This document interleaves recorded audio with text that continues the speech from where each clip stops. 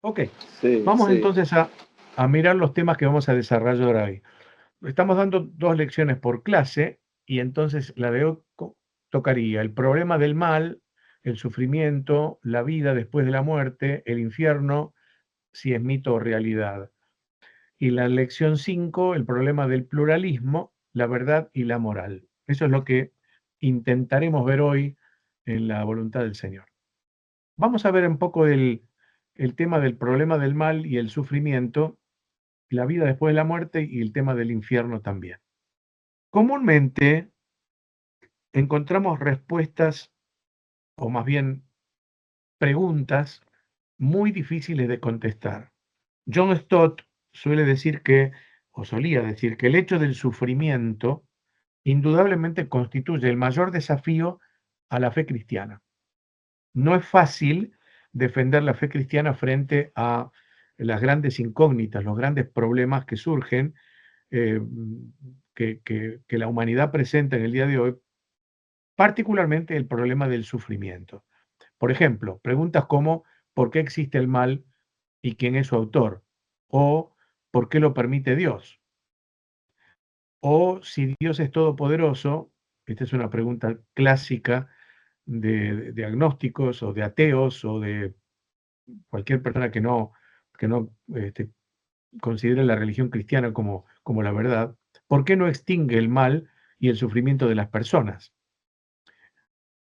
O si el cristianismo y la Biblia aseguran que Dios es bueno, ¿por qué permite el dolor del mundo, la muerte de los inocentes, los padecimientos de los niños y tantas otras cosas que ocurren? Otra pregunta, ¿cómo explicar las catástrofes? ¿Cómo explicar las enfermedades más crueles o las muertes que parecen injustas? Bueno, si Dios es el autor de todo, podríamos decir esta última pregunta, ¿es también el autor del mal? ¿Es el responsable de las desgracias que ocurren a diario, de las guerras, de permitir la corrupción? No cabe duda que todas estas preguntas son complejas y podríamos seguir agregando más interrogantes de difícil contestación. Seguramente, más de una vez, a ustedes, a mí también, me ha pasado de quedar o tener que quedar callados ante algunos planteos como estos, porque efectivamente no son tan fáciles de contestar, sobre todo cuando la persona que lo pregunta está pasando por un tiempo de dolor o por la pérdida de algún ser querido o por alguna desgracia personal, etcétera. No obstante, no obstante, claro que podemos dar respuestas con mucha el apóstol Pedro dice que hay que plantear estas respuestas, esta apologética, justamente, con temor y reverencia, con mucho cuidado, con mucho respeto, inclusive por las personas que están sufriendo. El sufrimiento siempre provoca de nuestra parte el respeto debido. No obstante eso, la Biblia tiene respuestas como para enfrentar estos interrogantes que son metafísicos, son filosóficos, sin lugar a dudas, ¿no? Comencemos preguntándonos en el problema del mal, ¿qué es el mal? Bueno, mal podríamos definirlo, aunque las definiciones siempre son muy breves, muy cortas, aquello que se aparta de lo lícito o de lo honesto. O también podríamos pensar que es un daño o una ofensa que afecta a alguien en su persona o en sus bienes. Podríamos agregar también que mal es una desgracia, o es una calamidad, o es también una enfermedad, o por supuesto la muerte. Salvo en algunos casos específicos, la muerte siempre es el peor de los males, vamos a decir. ¿Cómo surgió el mal? Mm, Es una pregunta compleja porque evidentemente cuando Dios hizo todas las cosas, las hizo bien. Sin embargo, un día en la creación perfecta de Dios surgió, sin saber cómo, no vamos a poder descubrir cómo realmente, es una cosa que algún día el Señor nos aclarará en su voluntad, pero cómo surgió el germen del mal. Pero tenemos algunos pasajes, y yo les voy a pedir si tienen sus Biblias, que me acompañen, inclusive alguno pueda leer, un pasaje que hay en Ezequiel capítulo 28, que ustedes conocen sin duda bien. Ezequiel capítulo 28 y el versículo 12. Y alguien, si me puede acompañar en la lectura, o si puede leer desde el versículo 12 al versículo 15. Y después vamos a seguir viendo algunos versículos más de este pasaje tan extraordinario. Por favor, Ezequiel 28, 12 al 15, si son tan amables. Dice así: Hijo de hombre, levanta endechas sobre el rey de Tiro, y dile: Así ha dicho Jehová el Señor, tú eras el sello de la perfección, lleno de sabiduría y acabado de hermosura. En Edén, en el huerto de Dios estuviste, y toda piedra preciosa era tu vestidura, de cornerina, topacio, jaspe, crisólito, berilo y ónice, de zafiro, carbúnculo, esmeralda y oro. Los primores de tus tamboriles y flautas estuvieron preparados para ti en el día de tu creación. Tú, querubín grande, protector, yo te puse en el santo monte de Dios. Allí estuviste, en medio de las piedras de fuego, te paseabas. Hasta el 14. 15, 15. 15. Perfecto eras en todos tus caminos, desde el día que fuiste creado, Hasta hasta ahí, que se halló en hasta ti ahí, hasta maldad. ahí. Ok, desde el día que fuiste creado, pongamos allí un paréntesis. No cabe duda que este es un pasaje muy esclarecedor. Nosotros sabemos, ustedes también, no tengo duda, de quién se trata en esta visión profética de Ezequiel, del mismo Satanás. Pero fíjense que hasta aquí hemos leído todo lo positivo en este personaje. Dios lo creó perfecto. No cabe duda, dice, el sello de la perfección, lleno de sabiduría, acabado de hermosura. Después, esa vestidura de piedras de colores, impresionante, el brillo. Ezequiel está describiendo con términos humanos lo que no puede describir de otra forma, no cabe duda, pero en la visión él está contemplando lo que el Espíritu Santo le va inspirando, y entonces está hablando de esa fiesta que se hizo en honor a ese querubín grande y protector. Pero además dice, yo te puse en el santo monte de Dios, en medio de las piedras de fuego, y además dice, era perfecto en todos tus caminos. Por lo tanto, ¿cómo lo creó Dios? Pues lo creó perfecto, como crea Dios las cosas, no hay ninguna duda de esto. Ahora, ¿cuándo comenzó el mal? Si Dios es perfecto y hace todas las cosas perfectas. ¿Cómo un día surgió el mal en la mente de aquel ser perfecto, ese sello de perfección? No cabe duda que la respuesta no es sencilla, no es fácil, pero también debemos saber que Dios hizo seres pensantes, sean ángeles u hombres, y les dio una prerrogativa, y este es el punto, en todo caso, crucial en esta construcción que estamos haciendo: la libertad y el libre albedrío. Dentro de la perfección de Dios, hubo para este ser, para todo ser creado, ya sea ángeles u hombres, la libertad y el libre albedrío, es decir, la capacidad de elegir entre dos alternativas. Si hay algo que el hombre no toleraría, es ser manipulado. De hecho, a menos que esté enajenado o a menos que esté imbuido de una política o de una religión que, que, que anule su pensamiento, el ser no tolera, el ser humano no tolera el ser manipulado. El ser humano tiene como cosa más preciada la libertad. Por lo tanto, Dios, en este caso a los ángeles, seres creados, también pensantes, con libre albedrío, les puso a prueba.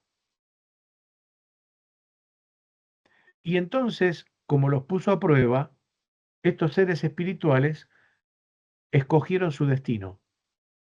Muchos quedaron en obediencia plena a Dios, son los ángeles santos, ¿verdad? Pero otros, tal vez un tercio de ellos, ustedes recuerdan en Apocalipsis capítulo 12 y versículo 4, que allí se habla del dragón escarlata que arrastraba la tercera parte de las estrellas del cielo. Puede ser, podría ser, una referencia a los ángeles caídos, una tercera parte de esa creación de Dios que no se repite. Dios los creó de una vez, O sea, no hay otra creación de ángeles, por lo menos que esté revelada en la Biblia. Entonces, una tercera parte de esos ángeles siguieron a Satanás, cayeron de su morada y siguieron a Satanás. Desobedecieron a Dios, pero sobre todo hicieron lo que su libre albedrío les dictó y se rebelaron contra el Creador. Con los hombres pasó exactamente lo mismo. Dios le dio a Adán y por eso le advirtió que de todo árbol podía comer salvo el de la ciencia del bien y del mal. Por lo tanto, le dio a escoger obedecer a Dios o no obedecer a Dios. ¿Por qué? Porque junto con la perfección de Dios está también este concepto de libertad y de libre albedrío, es decir, de decisión propia que el hombre tiene, que los ángeles tienen, es decir, todo ser creado tiene.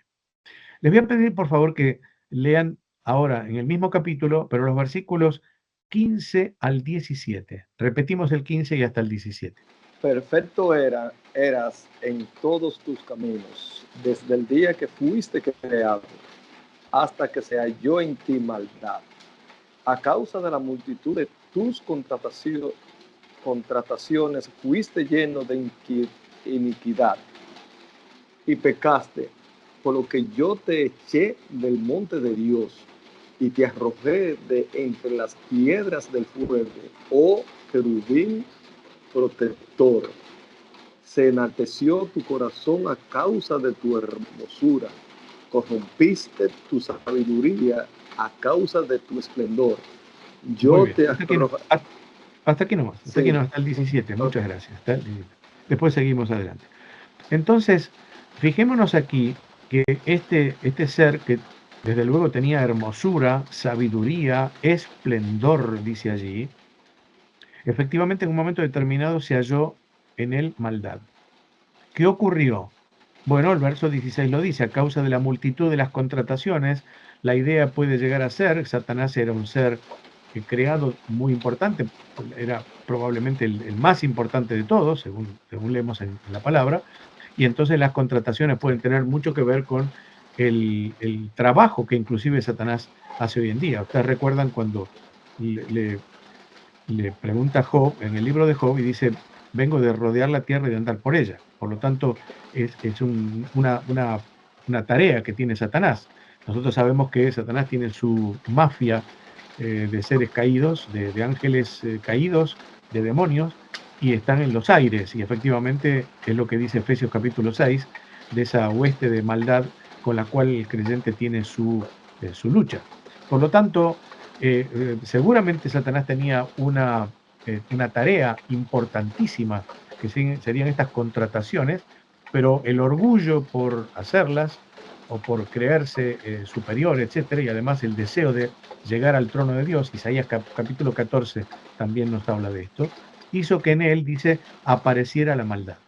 Fíjense el proceso, fijémonos el proceso que estos versículos nos muestran, el 15 al 17, aunque voy a alterar un poco el orden en cuanto a lo que está saliendo aquí en la Biblia. Dice, en primer lugar, se halló en ti maldad. Segundo, se enalteció tu corazón a causa de tu hermosura. 3, corrompiste tu sabiduría a causa de tu esplendor. Y finalmente dice, fuiste lleno de iniquidad y pecaste. Entonces, hubo maldad, se halló en él maldad, porque efectivamente la maldad ya existía, ya estaba, no sabemos cómo ni por qué Dios permitió eso, pero efectivamente Satanás tuvo libre albedrío para escoger obedecer a Dios o rebelarse contra él y toda su hueste. Y efectivamente entonces, una vez que se halló en él maldad y que se enalteció el corazón y que se corrompió su sabiduría, entonces se llenó de iniquidad y pecó. Vamos a leer los últimos versículos del 17 al 19, por favor. Y con esto terminamos la lectura ahí en Ezequiel 28. Aquí está la consecuencia de esa maldad que se halló en Satanás, la sentencia divina y el castigo divino también. Por eso dice Dios, yo te arrojé o te arrojaré por tierra, delante de los reyes te pondré para que miren en ti.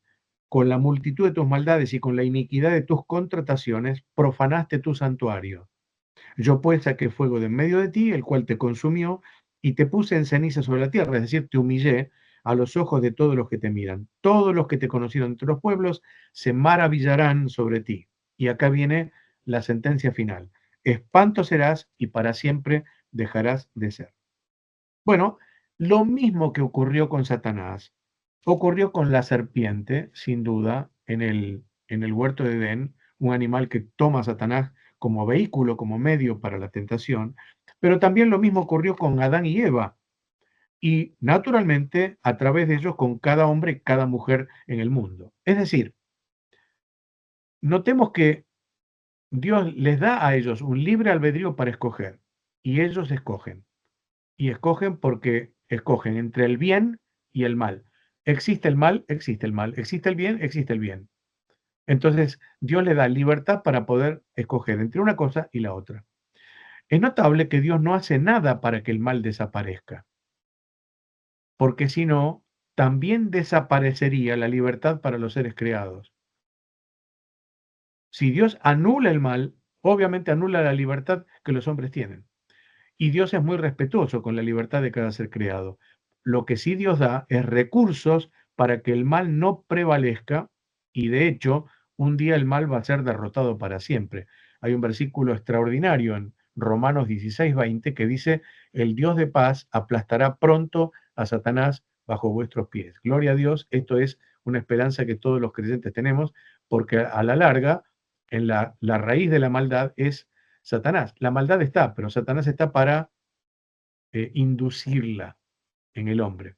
Ustedes saben que en el milenio va a haber pecado. Obviamente lo va a haber, a tal punto que el milenio termina con una gran conflagración, probablemente por los que nazcan en el milenio, no los que entran, porque serán todos aprobados, pero los que nazcan en el milenio, es muy probable que sea así. Pero lo cierto es que el pecado existe.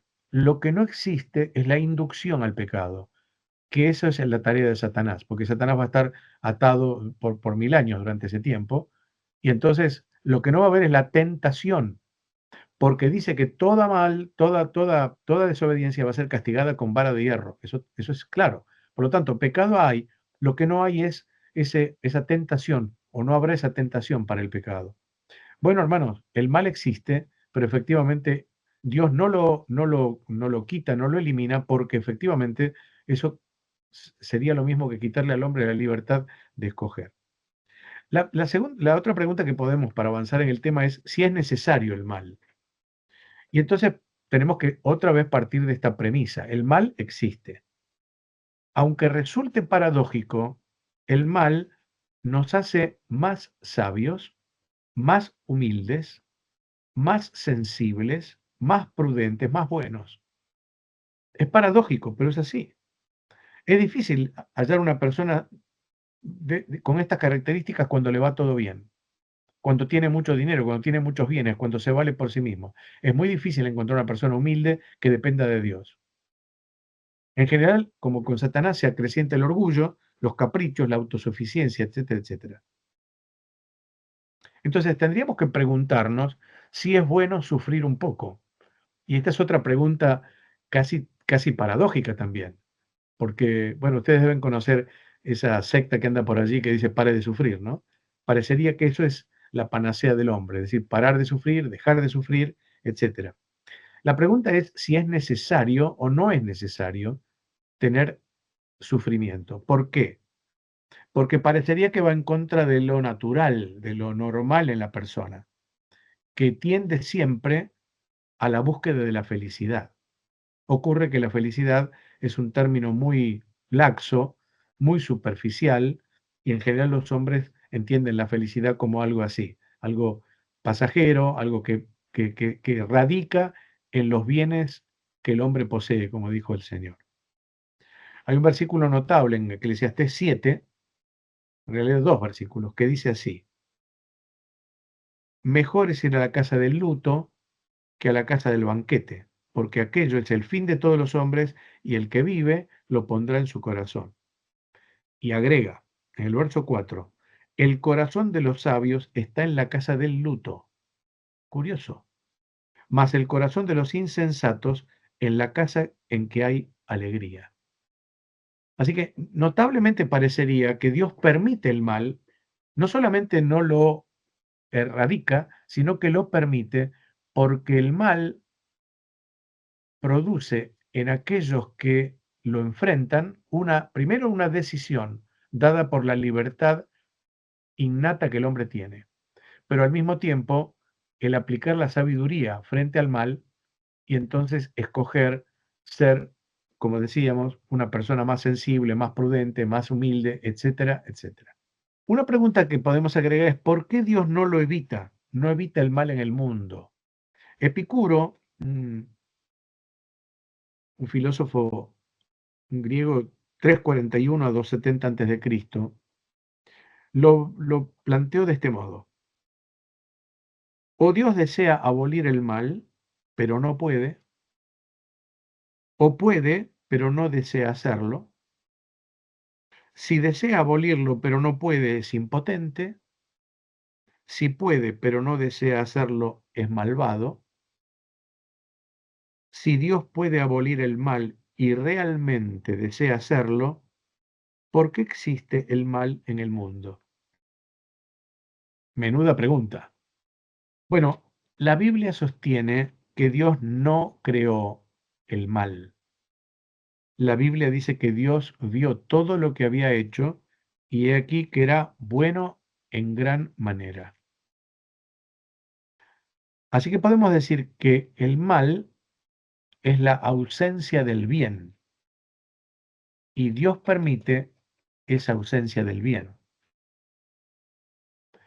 Los seres creados conscientes pueden elegir entonces entre el bien y la ausencia de él.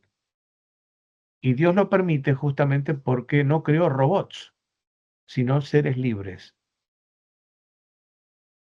Justamente Adán tuvo pleno poder de decisión. Fíjense si lo trasladamos esto a un concepto soteriológico. Aunque la elección divina de los salvos es una realidad, no podemos sino pensar que elección y libre albedrío son dos cosas paralelas que suceden aunque no lo entendamos. Y por cierto, es muy difícil de entender. Yo no quiero entrar en este tema, es un tema polémico sin duda, pero de todos modos es un tema que está en la Biblia y también es un tema de controversia y también de apologética, sin duda. Ahora, ¿podemos decir que el hombre que rechaza el Evangelio lo hace por propia decisión? Sí. ¿Y podemos decir también que no lo hace porque Dios lo haya destinado a perdición? También, porque eso no está en la Biblia. Dios no destina para perdición, Dios elige para salvación. De modo tal que la perdición del hombre no es más que la consecuencia de una decisión personal. Claro, el Espíritu Santo nos guía o guía a la decisión de aquel que será salvo para que reconozca su pecado, para que mire a Cristo muriendo en la cruz por él y que le acepte como Salvador. Por eso la Biblia habla de la santificación del Espíritu para salvación y también de que la fe, que es donde Dios viene por el oír y el oír, es decir, el poner el oído atento al mensaje, eso quiere decir oír, no es un tema físico, sino un tema intelectual, un tema realmente de interior, de deseo interior. Dice, y el oír por la palabra de Dios. Por lo tanto, tenemos libre albedrío, aunque nuestra naturaleza ya está contaminada por el pecado. Tenemos libre albedrío y aún los no creyentes tienen ese libre albedrío, porque la Biblia dice que existe algo que es la conciencia, que como la Biblia expresa, nos aprueba o nos acusa en nuestros razonamientos, dice Romanos 2. Por lo tanto, los hombres buscamos lo bueno en obediencia a Dios, no por obligación, sino por decisión personal. Hay religiones que toman el sufrimiento como inevitable, de todos modos. Por ejemplo, para el hinduismo, ustedes saben, es un karma inevitable. Uno nace con ese karma. Ya, no puede salir de allí. Para el islamismo es el determinismo, lo que determina el destino de cada persona. Pero para el cristianismo es la consecuencia del pecado en el mundo. O sea, el sufrimiento es la consecuencia del pecado en el mundo. Para el cristiano en particular, es la decisión soberana de la voluntad de Dios que tiene un propósito definido. ¿Cuál es el propósito definido con el sufrimiento de la persona del cristiano? Bendecir su vida. Por raro que suene, por paradójico que nos suene, evidentemente el resultado del sufrimiento es la bendición para nuestras vidas. Hay muchos versículos, pero ustedes recuerdan Santiago capítulo 1, hay varios versículos allí que dice que tenemos que alegrarnos cuando estemos en distintas pruebas, dice, para que el resultado de esa prueba, de nuestra fe, sea justamente paciencia, etcétera, etcétera. Bueno, entonces podemos seguir avanzando sobre este asunto. No sé si me van siguiendo con lo que vamos hablando. Son temas ya de origen un tanto filosófico, por lo tanto lo estoy tratando de hacer lo más simple posible, pero no cabe duda que tiene su complejidad. La siguiente pregunta es esta: ¿qué es el mal moral y el mal natural? El mal moral, así llamado, es el pecado, en términos bíblicos. Y ese pecado es el que trae como consecuencia el sufrimiento, el dolor, las desgracias, los crímenes, las guerras, las violaciones, la injusticia, la pobreza, la miseria, la muerte, podemos seguir agregando a la lista. Finalmente, ese mal moral, que es el pecado, conduce a la muerte eterna, que no es otra cosa que la separación de Dios. Ustedes conocen muy bien que el término muerte no es extinción, sino separación. Muerte física, muerte espiritual, muerte eterna. Hay otros dos conceptos de muerte, pero no viene al caso tratarlos ahora. Bueno, Dios no creó el mal ni el pecado, por lo tanto el hombre es el responsable del pecado. Romanos capítulo 5 lo dice muy bien. Por tanto, como el pecado entró en el mundo por un hombre y por el pecado la muerte, así la muerte pasó a todos los hombres, pues que todos pecaron. Esto es el mal moral. ¿Cuál es el mal natural? Bueno, el mal natural es la causa del sufrimiento que se debe a, por un lado, errores humanos que traen accidentes o desastres naturales, o bien no con intervención del hombre. Cataclismos o desastres naturales que no están provocados por una mala acción del hombre. Ese es el mal natural. Alguien dijo que el ser humano juzga a la naturaleza negativamente cuando no entiende algo o proyecta sobre ella su propia maldad. La pregunta ¿es malo que el león case venados? No. ¿Es malo que los partos sean dolorosos? Tampoco. Por lo tanto, a veces juzgamos negativamente lo que ocurre cuando realmente no entendemos por qué ocurre. Pero siempre hay una razón y no siempre es negativa. Dice Franklin Ibáñez, la persona es una criatura única cuya grandeza radica en su razón y voluntad. Otra vez el tema del libre albedrío. Regalos magníficos de un Dios espléndido para guiarnos hacia Él. La razón debe orientar nuestra voluntad hacia el bien.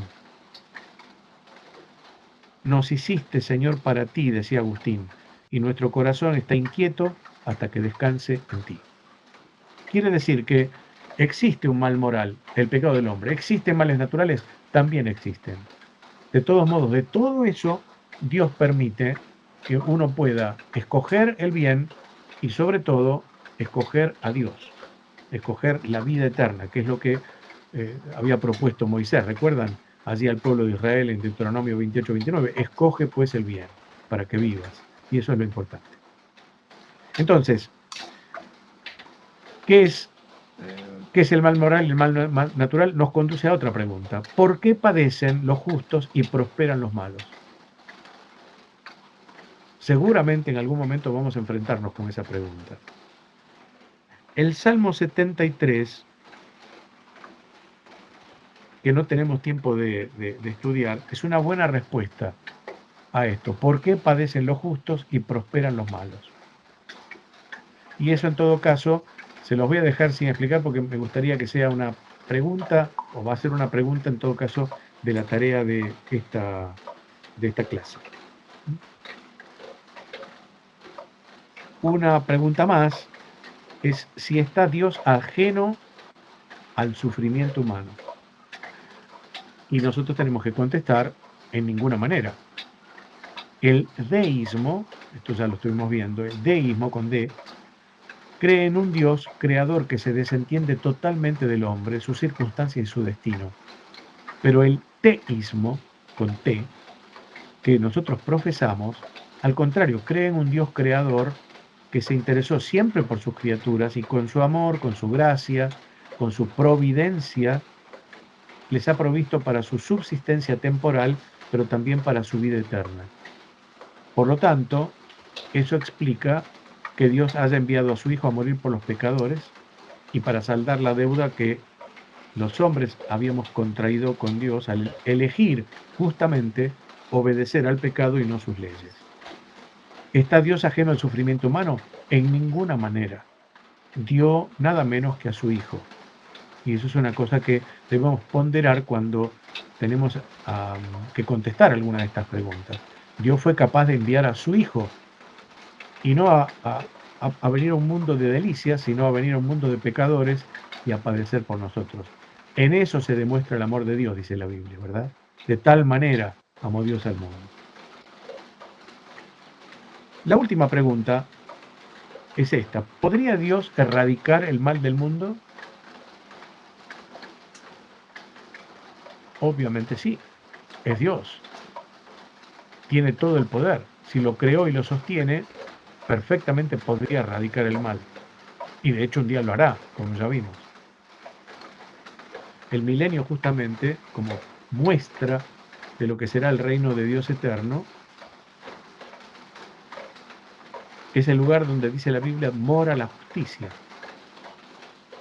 Así que va a ser una demostración cabal de ese reino eterno de Dios, donde habrá paz, justicia, donde la naturaleza va a ser muy bendecida y los hombres van a tener absolutamente un tiempo de delicias, un tiempo de bendición y de paz.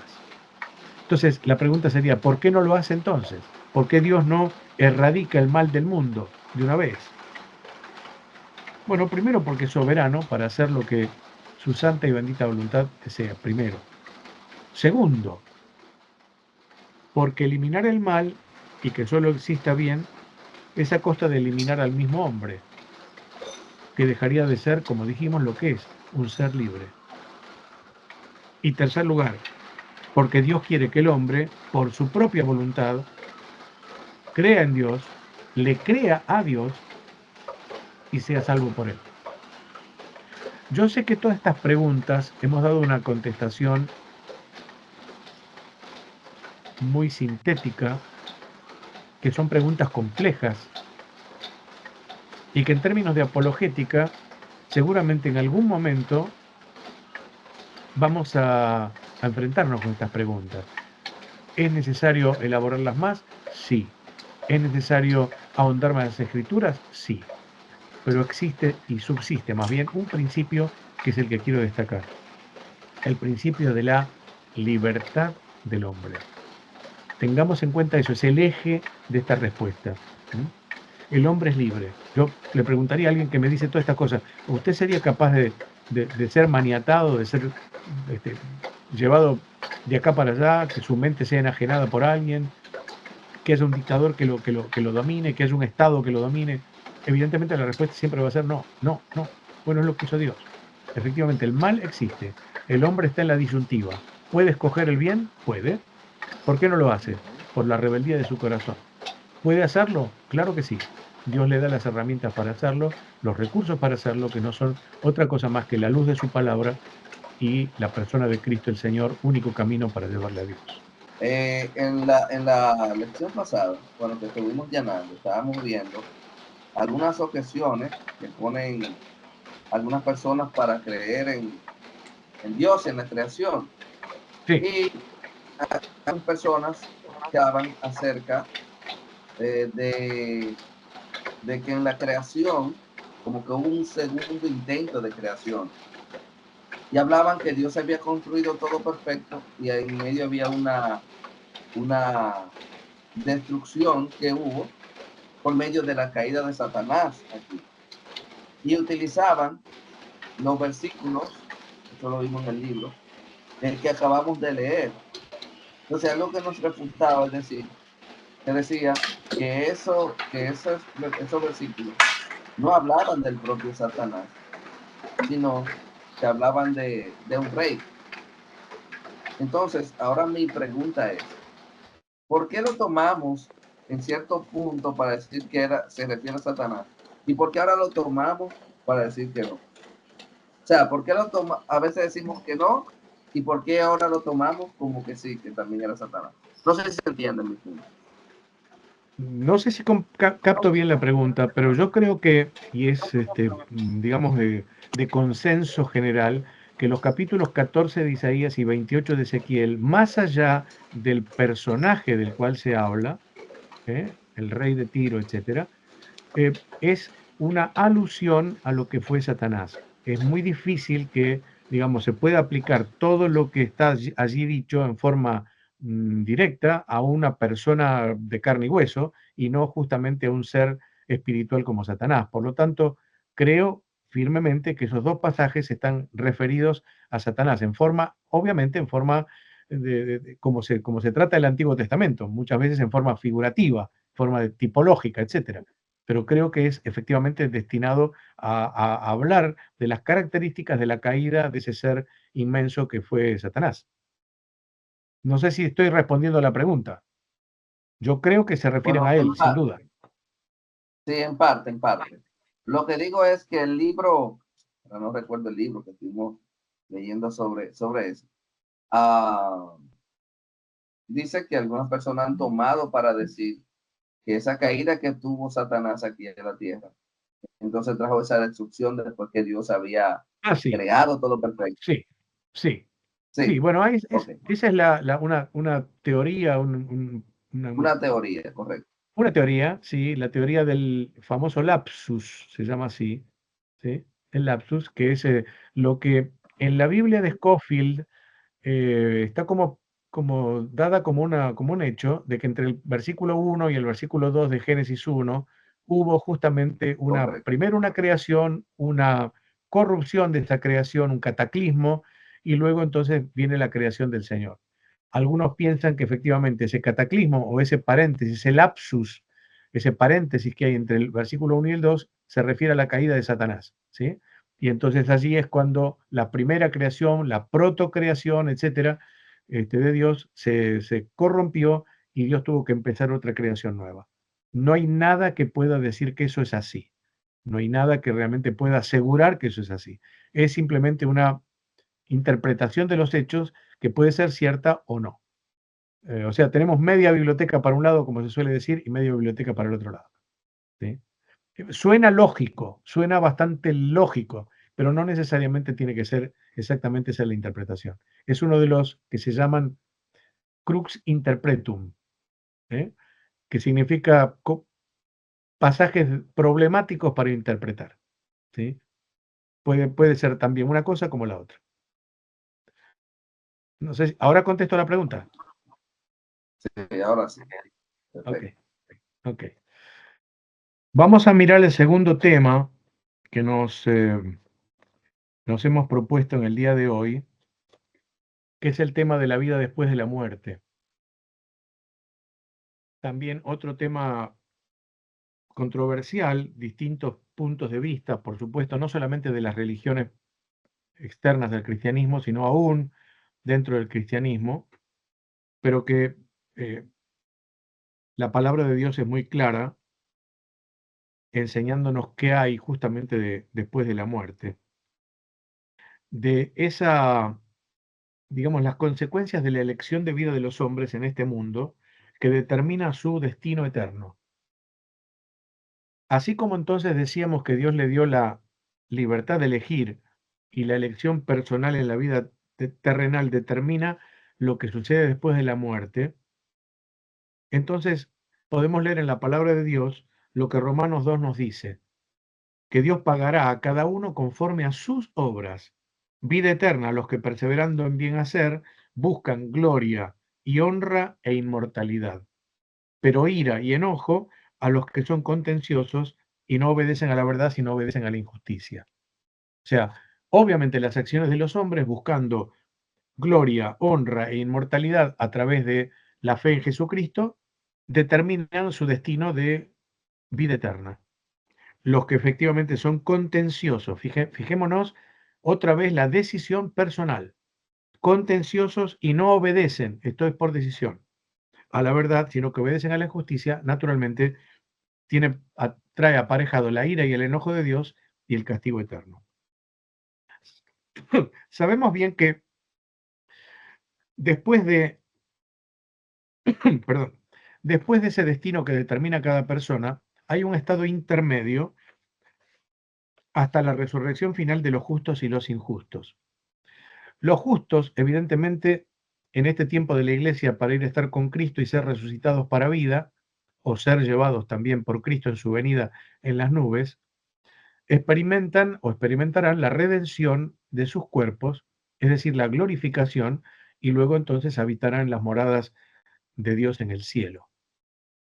Los injustos, una vez que mueren, van al Hades, a ese lugar donde van a esperar la resurrección para muerte frente al juicio del gran trono blanco. La Biblia nos dice que va a haber una resurrección para todos. Daniel capítulo 12 y verso 2 es muy claro cuando expresa esto. Muchos de los que duermen en el polvo de la tierra, siempre dormir está referido al físico, al cuerpo. Dice, muchos de los que duermen en el polvo de la tierra serán despertados, unos para vida eterna y otros para vergüenza y confusión perpetua. Y entonces entramos en lo que es el tema del infierno. El filósofo Bertrand Russell, en su libro ¿Por qué yo no soy cristiano?, un libro de escasa profundidad, dice que existe un error en el carácter moral de Cristo por creer en el infierno. Según él, es imposible creer que una persona profundamente humana sea capaz de creer en el castigo eterno. Bueno, eso lo dice Bertrand Russell. Sin embargo, no es lo que la Biblia dice, aunque sea difícil para muchos creer que un Dios de amor lance al infierno y por la eternidad a personas. Y esa es la cuestión. ¿Qué es el infierno? Hay un error conceptual en lo que es el infierno, en determinar qué es el infierno. La palabra infierno viene de un latín inferus, que quiere decir inferior, y la idea es que es un lugar inferior de la tierra, o sea, por debajo de la tierra. Interpretan ese concepto bíblico como que el infierno está por debajo de la tierra. Habría que mirar también ahí Efesios capítulo 4, donde dice que el Señor bajó a las partes más bajas de la tierra. En fin, es una interpretación de las otras que puede haber que yo no comparto sin lugar a dudas. De todos modos, el error conceptual mayor del infierno es que es el lugar donde, para la religión popular, está el diablo y sus ángeles, pero no es exactamente lo que la Biblia dice, lo sabemos bien. El infierno realmente es un sinónimo de lago de fuego o de muerte segunda. Y ese será el destino final, primero de la bestia y el falso profeta, según Apocalipsis, después de Satanás y finalmente de todos los incrédulos, cuya condenación sea determinada en el gran trono blanco, Apocalipsis capítulo 20. Cuando la Escritura habla del infierno, habla de distintos términos. Por ejemplo, uno de ellos es el de Gehenna o Gehenna. Ustedes recuerdan ese nombre en los evangelios, que es la forma helenizada, griega diríamos, de la palabra o de las palabras Geinom, que significa Valle de Ginom. El Valle de Ginom era el valle al sur de Jerusalén donde se cometían verdaderas abominaciones. Se levantaron ídolos abominables como Moloc, por ejemplo, y se llevaban a cabo sacrificios humanos, se entregaban a los niños para ser quemados en su interior. Por ese lugar, por eso mismo, en ese lugar se convirtió en un momento determinado en un estercolero, en un lugar donde se quemaba basura. Y al estar allí en un fuego continuo, como ocurre en los basurales, entonces era el símbolo apropiado para hablar de el lugar donde será el sufrimiento eterno de los incrédulos. Nosotros creemos por la revelación de las Escrituras que los creyentes, una vez que parten, están con el Señor, así lo dice Pablo claramente, partir y estar con Cristo, lo cual es mucho mejor, y los perdidos van al Hades, es el lugar de los muertos, es el lugar de muerte, esperando los tormentos del juicio final. O en todo caso, esperando en tormentos el resultado del juicio final, que no será más que mayores tormentos. ¿Te recuerdan la parábola del rico y el Hades, rico en el Hades y del Lázaro en el seno de Abraham? Segunda cosa que podríamos preguntar es, ¿un Dios de amor puede enviar al infierno? Y encima, sin remedio, por toda la eternidad. Bueno, algunas sectas creen en la extinción de la vida, por ejemplo, los testigos de Jehová, y se basan en pasajes como Job capítulo 7, versículos 9 al 10, que después va a aparecer en la tarea, así que no lo voy a explicar. Pero en todo caso, hay versículos muy claros, como Hebreos 9:27, que dice, está establecido los hombres que mueran una sola vez, y después de esto, no reencarnación, no extinción, etcétera, sino el juicio. ¿Para quién fue creado el infierno? Lo dice claramente la Escritura también, en palabras del Señor. Fue creado para el diablo y sus ángeles. Pero fíjense que en el versículo 46 de Mateo 25, 46, en aquella narración de lo que será el juicio de las naciones, de los gentiles, cuando dice naciones se refiere a gentiles, dice, e irán estos al castigo eterno y los justos a la vida eterna, aquellos que son reprobados en ese juicio. Irán estos al castigo eterno, y los justos a la vida eterna. Y curiosamente la palabra que se emplea allí, castigo, kolasis en griego, significa un castigo sin atenuantes, es decir, un castigo definitivo, sin perdón. Obviamente esto contradice la doctrina católica del purgatorio. No hay una segunda oportunidad después de la muerte. Así que los hombres van al infierno otra vez en ese eje que hablábamos de la libertad humana por decisión propia. Juan 3:18 dice, el que en él cree no es condenado, pero el que no cree ya ha sido condenado porque no ha creído en el nombre del unigénito Hijo de Dios. Juan 3:36 podríamos agregar también, el que cree en el Hijo tiene vida eterna, pero el que desobedece al Hijo, otra vez desobedece, voluntad propia, al Hijo no verá la vida, sino que la ira de Dios está sobre él. Y podemos pensar esto, a ver, ¿por qué Dios envía al infierno a un castigo perpetuo? Más que eterno sería perpetuo. ¿eh? Romanos 11:22 lo dice, mira pues la bondad y la severidad de Dios. La severidad ciertamente para los que cayeron, pero la bondad para contigo si permaneces en esa bondad, pues de otra manera tú también serás cortado. Hay bondad de Dios, pero también hay severidad de Dios. Es un Dios justo. Podemos preguntarnos también, ¿el infierno es un lugar de extinción o de castigo permanente? Algo ya hemos dicho, pero vamos en todo caso a terminar de aclararlo. La Biblia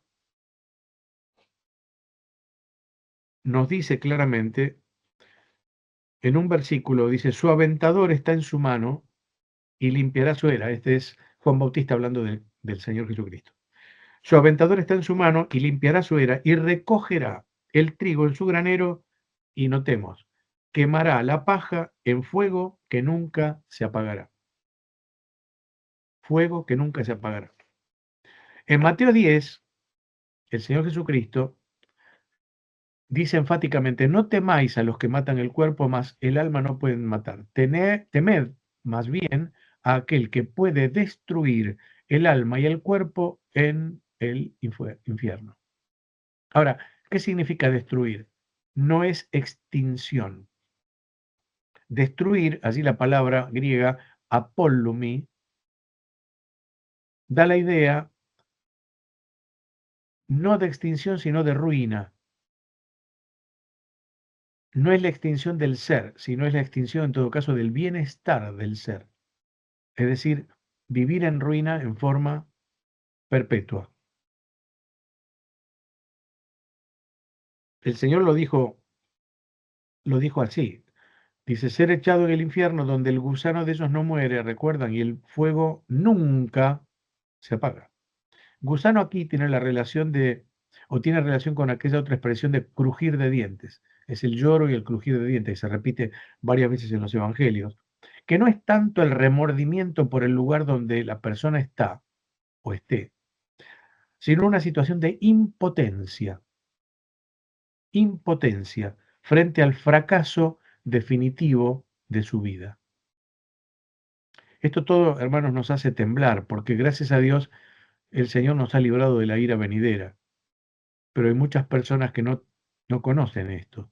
Y efectivamente deberíamos inclinar nuestro corazón y pedir al Señor que nos dé toda la sabiduría y toda la fuerza posible, no para ir a hacer apologética y ganar batallitas con las personas, sino al contrario, para advertirles del lugar donde van y que esto es una realidad en la palabra de Dios, a pesar de las dudas o de los interrogantes que puedan presentarnos en la conversación. Apocalipsis 14 nos dice, el humo de su tormento sube por los siglos de los siglos. Y como leímos en Daniel 12, dice, vergüenza y confusión perpetua en el infierno. ¿Qué es la muerte eterna? ¿Qué es la muerte en el infierno, en el lago de fuego? Es la separación perpetua de Dios. Es morir siempre sin dejar de morir. Morir sin dejar nunca de morir. Esa sería la muerte eterna. Tremendo punto, tremendo asunto que deberíamos seguir ahondando. Bueno, voy a entrar en el último de los puntos, que es el pluralismo religioso, la verdad y la moral. Vamos a tratar de hacerlo también bastante rápido esto.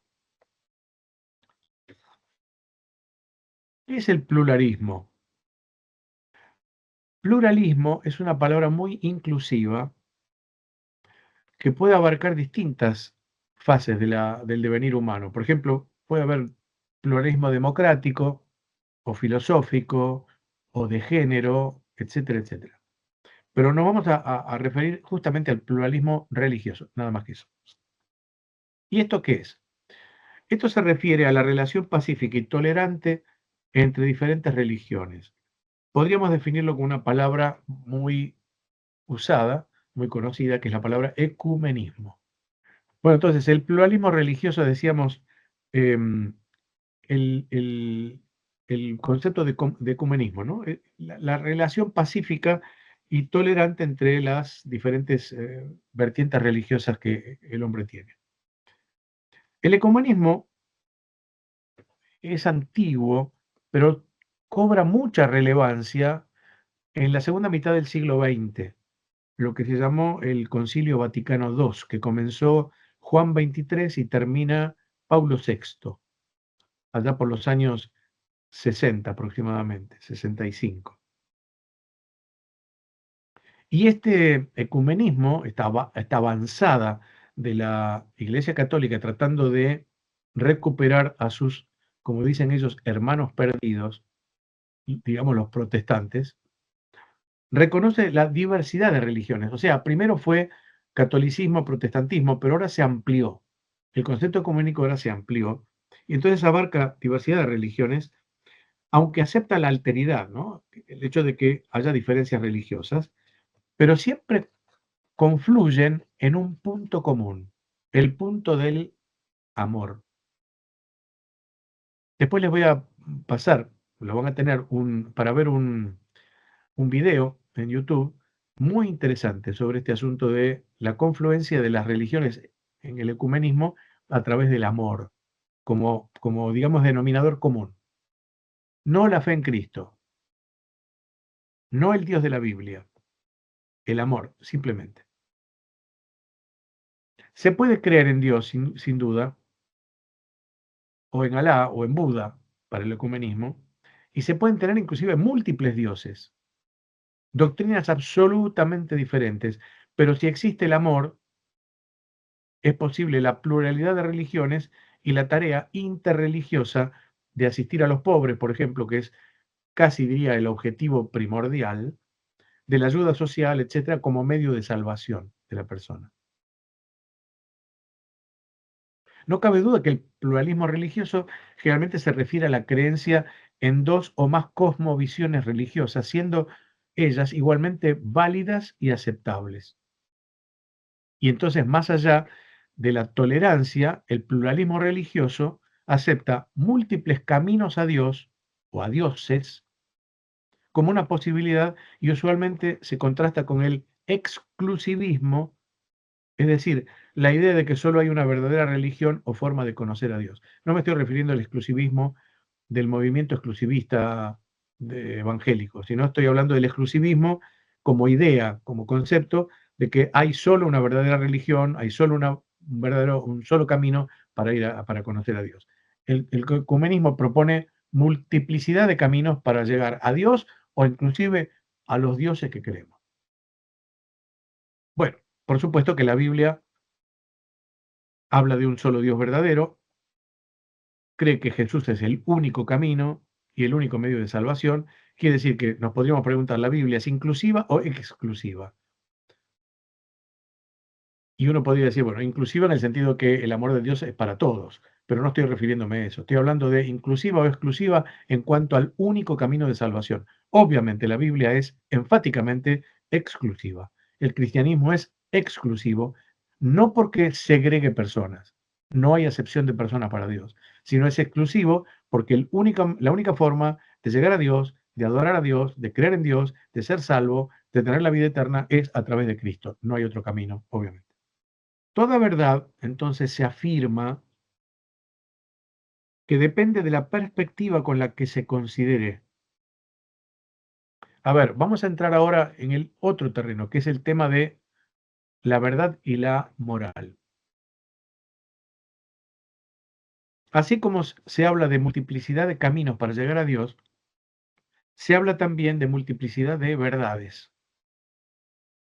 Y entonces entramos en el terreno de lo que es el relativismo. Vivimos en el siglo del relativismo, que es la creencia por la cual todas las opiniones éticas tienen igual valor, más allá de quiénes o en qué contexto se sostengan. Por lo tanto, para esto no existe una verdad absoluta. Nos vamos a enfrentar también con personas que dicen, bueno, ¿cuál es la verdad? Como decía en su tiempo Pilato, ¿no? ¿Qué es la verdad? La verdad es la única verdad, es el Evangelio. Y entonces ahí surge el concepto del relativismo, porque evidentemente estamos viviendo en el tiempo donde la verdad depende de uno. Hay tantas verdades como personas haya. Todas son válidas, todos tienen la misma importancia. Un autor que se llama Castañeda lo define de esta forma, les leo. Como las opiniones y las circunstancias son cambiantes, ningún conocimiento o principio moral, según esta postura, es objetivo o universal. Ningún conocimiento es objetivo o universal. Es decir, el relativismo postula que ningún conocimiento o principio moral es verdadero independientemente de las opiniones de las personas o de sus circunstancias, ni tampoco, por esa misma razón, es válido para todos en todo tiempo y lugar. O sea, toda verdad depende de la perspectiva con la que se considere. Podríamos decir, como comúnmente se habla, que todo es del color del cristal con que se mire. Cada uno tiene su propio cristal, cada uno tiene su propia verdad. En otras palabras, no existe verdad absoluta. De esta forma, entonces, todos los caminos pueden conducir a Roma, podemos decir también. No hay una sola verdad a la cual aferrarse porque todo es subjetivo. ¿A qué conduce esto? Y acá tenemos que tener cuidado, queridos hermanos, ustedes que son líderes en sus iglesias. Primero, a la nueva hermenéutica. ¿Qué es la nueva hermenéutica? Así se llama. La nueva hermenéutica sostiene la reinterpretación de los textos dependiendo de la visión subjetiva de cada lector. Una reinterpretación. No es la interpretación que podemos darle como estamos acostumbrados con la hermenéutica tradicional, sino una reinterpretación. Cada uno subjetivamente puede darle la interpretación que desee a ese texto. Es como una pintura moderna. Vieron que la pintura moderna no está la figura. Entonces, bueno, cada uno interpreta de acuerdo a lo que le parece, subjetivismo. La segunda cosa, segunda postura a que conduce este relativismo del siglo que vivimos, es al ecumenismo justamente. Para entonces, para el ecumenismo no importa qué Dios se cree, si con ello se vive una vida moral de ayuda al prójimo y de amor, suficiente. Pero también se llega a la nueva moral, para la cual no existe el concepto de pecado o de prohibiciones, sino lo que predomina es el amor. El obispo Robinson, ustedes habrán escuchado hablar de esto, de la nueva moralidad. Si te guía el amor, podés hacer cualquier cosa. Todo va bien. Puedes tener relaciones extramatrimoniales, puede ser adúltero, si hay un concepto de amor, es suficiente para guiar la moralidad. Tremendo engaño, sutil engaño, que obviamente apela a una apologética fuerte de las escrituras. Entonces podemos pensar esto, la, la, la verdad es absoluta. Sí es absoluta, porque la Biblia es absoluta, su autor es absoluto, Dios es absoluto.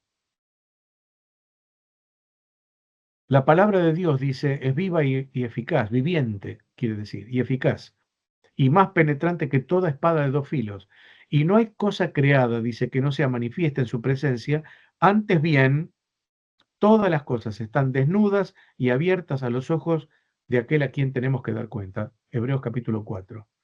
Quiere decir que la palabra de Dios es la única fuente de verdad a la cual el hombre puede ir para lograr la salvación de su alma. Hermanos, la apologética parte de una base. La base es la palabra de Dios. O creo la palabra de Dios, o cualquier argumento que yo diga va a ser un argumento humano sin sentido. Cuando yo apelo a argumentos, va a ser argumentos en base a la palabra de Dios. Si la persona que yo estoy hablando me dice, yo no creo que eso es palabra de Dios, tendríamos que empezar por ahí.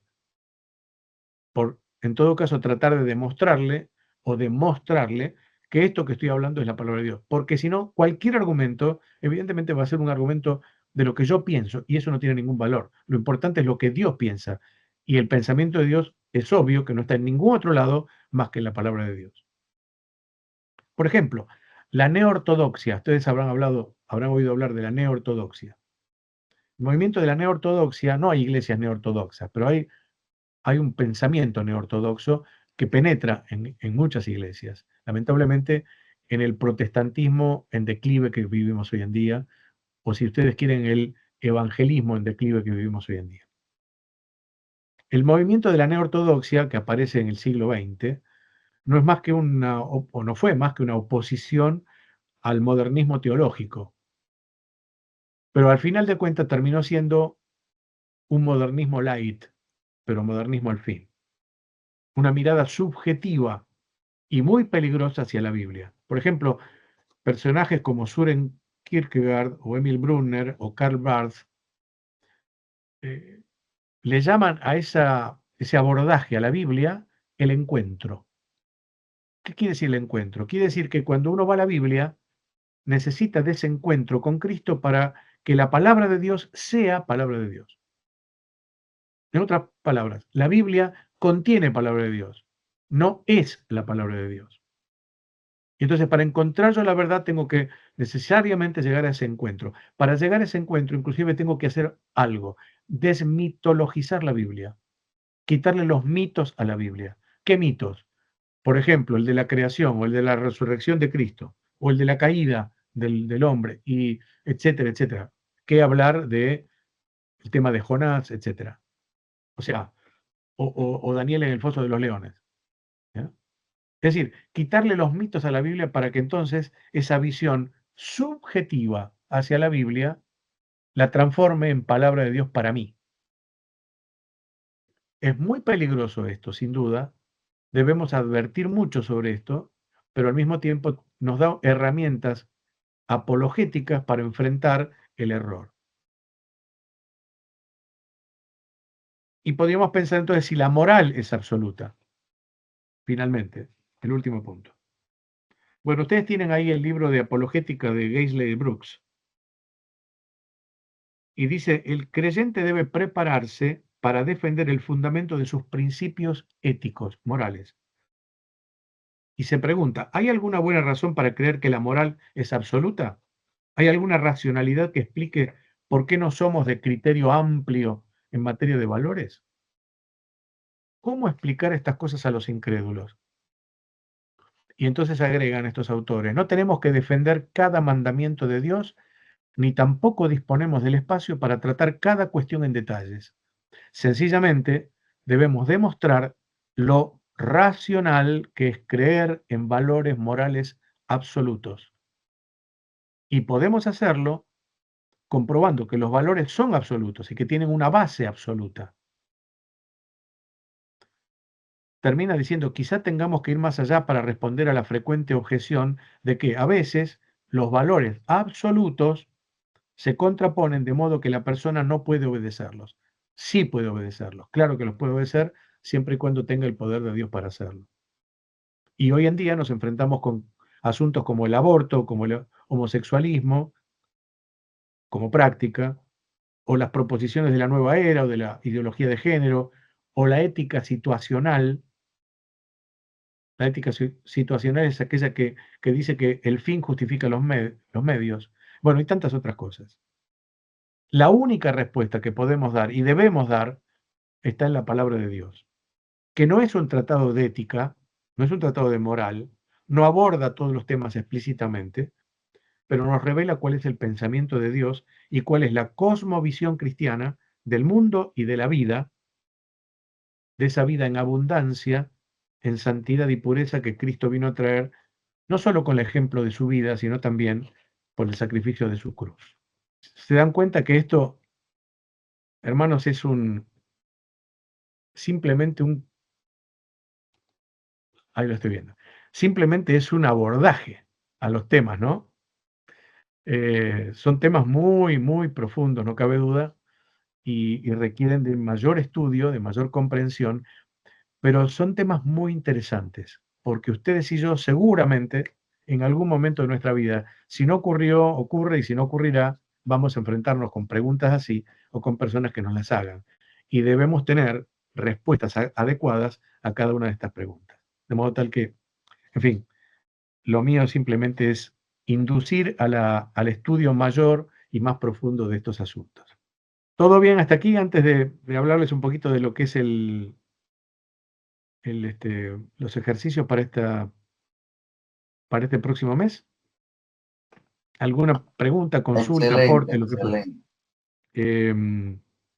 La lectura de los libros les va a hacer mucho bien seguramente, y yo les voy a dar para la próxima unas lecturas en el libro de Pablo Hoff y Miranda, La defensa de la fe, y otro del libro de Apologética de Gaisley Brooks. Hay que leer, bueno, es parte de lo que exige digamos, el seminario y también la cátedra, ¿no? Y les voy a dejar unas preguntas, después se las voy a hacer subir.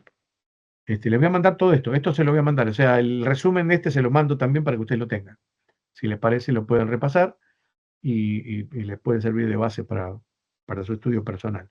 Y entonces hay unas preguntas y luego unas tareas de investigación para el último tema que voy a abordar entonces, como ustedes han decidido hoy, vamos a hablar entonces de ese tema la próxima vez. Y les voy a mandar también un par de videos muy interesantes en YouTube que, que hablan algo sobre los temas de hoy y otro sobre el tema de investigación para la próxima vez.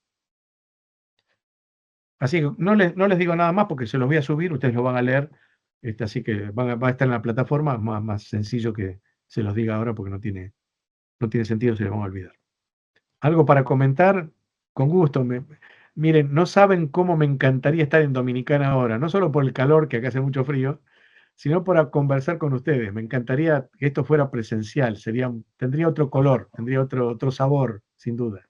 Pero bueno, Es así, es al así. menos esto, ¿no? La verdad que sí, el hacerlo así virtual, como que a veces, pues, como que aplaca un poquito el deseo de Sí, uno poder claro, comentar y debatir claro, claro, claro. Se hace más y mejorar árido, las se hace más cosas. árido, yo lo sé. Comentar un Pero yo poquito de tenía, eso sí, sí, ¿Sí? hermano, dele. Sí, Juan. del ecumenismo. Me llamó un poco la atención porque yo hablaba con el hermano Peña y yo somos líderes en la misma iglesia. Ajá. Y ya hay muchos conceptos que se han ido hasta dentro de las iglesias cristianas, evangélicas, especialmente porque estamos en un tiempo peligroso donde las personas no están estudiando la palabra, están más detrás de las emociones. Las iglesias ahora son más emociones, cómo se siente, incluso todo está hecho para eso, para Sí, hacer señor. sentir que el estudio de la palabra. Y hay muchas cosas que ese comunismo ha llegado, y yo lo veo en esa parte de creer como que si el amor está, todo está bien. Que uno se sorprende a veces como hasta nuestros propios hijos, o sea, están viendo ya el homosexualismo como algo bien y que nosotros estamos mal, porque ellos se aman y eso es amor. Y una forma que hemos tenido que ir abordando con ellos, decirles, mira, no es que no lo amamos, son personas, pero mira lo que dice la Biblia, Dios no cambia. Y nosotros tenemos que estar alerta porque hay muchos temas que se han introducido que la gente lo ve a sí mismo. No, pero está bien, porque ellos están buscando de Dios, lo importante es que está buscando de Dios. Y Tal están cual. dejando de lado el plan esencial que Dios mandó a Jesucristo, que es a salvar a los pecadores, no solamente crear un Sí. club, ¿verdad? Y creo que Inclusive el concepto del inclusivismo o el exclusivismo, porque nos tildan de exclusivos, porque no incluimos a todos, porque no aceptamos a todos. Cuando la palabra de Dios es muy clara, obviamente, ama al pecador, pero no puede amar al pecado. Eso es cierto. Entonces, la Biblia es exclusiva, Dios es exclusivo. Bueno, eso choca y con es la así mentalidad del como mundo que de hoy, ¿no? sí choca bastante. Hoy en día hay lugares donde la gente quiere que mejor nosotros callemos, porque todo lo que podamos decir también le ofende. Yo digo que vivimos el tiempo más peligroso. El negro no se le puede decir que es negro, al pecado no se le puede decir que es pecado. O sea, todo el mundo quiere que le digan que está bien, que siga adelante, que eso no es nada. Sí, inclusive se prohíbe, hay ya lugares donde se prohíbe por estigmatización hablar del pecado o hablar, por ejemplo, de homosexualismo. No se pueden tocar esos temas. En Europa ya hay lugares, inclusive creo que me han dicho que en otros lugares de América, Canadá, por ejemplo, ya hay lugares donde no se puede hablar eso porque es estigmatizar a la persona y puede acarrear un juicio, por ejemplo. Entonces hay que ser muy prudente, pero al mismo tiempo muy claro. No es lo que yo digo, no es lo que la iglesia dice, es lo que Dios dice, ¿no? Y Dios le llama pecado y le llama con todas las letras. Pero bueno, Dios nos dé sabiduría, hermano. La apologética hoy en día es vital para las iglesias, para los líderes de las iglesias y cada vez más. Porque no solamente, mire, estoy terminando un curso, ayer terminé un curso en otro seminario hablando sobre el tema de los judaizantes. No sé si ustedes saben algo de eso, me imagino que sí, porque América Latina está llena de esos asuntos. Los judaizantes, que son aquellos que quieren arrastrar a los cristianos a empezar a cumplir preceptos de la ley mosaica. Y ya dejan de llamar a Cristo como Jesús, ya le llaman Yeshua, porque no se le puede llamar de otra forma, y no se le dice Cristo, sino Hamashiach. Y bueno, hay que usar el kipá y hay que dejar de comer alimentos y hay que circuncidarse. Oigan, está entrando de una forma impresionante en las iglesias. Impresionante. Entonces, ya digo, la apologética es como un pulpo, ¿no? Abarca todas las disciplinas, digamos, de la vida y hay que estar muy atento a todo eso si somos líderes y tenemos responsabilidades en nuestras iglesias, ¿no? En fin, Dios nos dé sabiduría. Y una cosa es que también es un poco confuso porque hay personas que tienen su propia apologética para defender algunas cosas, que tienen como, hacen sus arreglos, ¿verdad? Y casi lo convierte en una apologética a algunos temas sociales. Bueno, para quedar bien, ¿no? Para no perder personas o para ganar cantidad de personas. Eso también existe, ¿verdad? Sí, sí, hay de todo, hermanos, pero cada vez más difícil ser fiel a la palabra y al Señor. Cada vez más difícil. Y a eso nos llama Dios, ¿no? Bueno, yo no les quiero interrumpir porque ustedes tendrán sus cosas y yo ya creo que me estiré demasiado en la lección de hoy, así que las dejo en libertad. Estoy a disposición de ustedes siempre, hermanos queridos. Tienen mi WhatsApp o lo pueden buscar y lo que quieran compartir o quieren preguntar o lo que fuera, o alguna duda sobre las clases, estoy a disposición de ustedes. Por favor, eh, estoy para trabajar, estoy para acompañarles en esta empresa y entonces, bueno, lo que ustedes deseen, eso es importante.